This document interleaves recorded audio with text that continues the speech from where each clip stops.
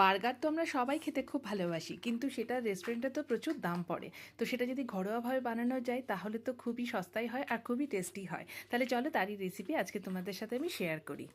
এখানে আমি boneless chicken কিমা নিয়েছি, 1 চামচ মতো আদা রসুনের পেস্ট নিয়েছি, পরিমাণ মতো নুন নিয়েছি, একটু অরিগ্যানো নিয়েছি, পেঁয়াজ কুচি নিয়েছি, ধনেপাতা কুচি নিয়েছি, আর নিয়েছি একটু লঙ্কা, যেটাকে ছোটো ছোটো করে কেটে নিয়েছি।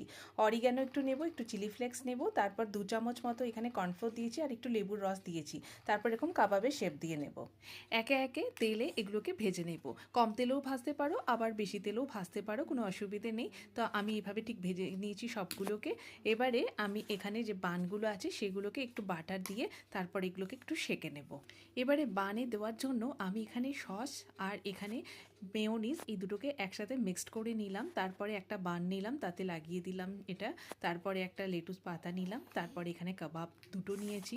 হ্যাঁ, একটা কথা এখানে বলবো যে যেরকম শেপ থাকবে তোমার, যতটা সাইজ বড় হবে সেরকম মতো কিন্তু কাবাবগুলো বানিও। আমি আগে কাবাবটা বানিয়েছিলাম, তাই আমার কাবাবটা ছোট হয়ে গেছে। তারপর অ্যাসেম্বল করে নাও, ব্যাস রেডি। এইভাবে যদি ঘরে বানাও না, সব জিনিস কিন্তু খুব ইজি আর সস্তাও হয়ে যায় আর খুব হেলদিও হয়ে যায়। আজকে তাহলে এই পর্যন্তই, আবার দেখাবো অন্য একটা ভিডিওতে।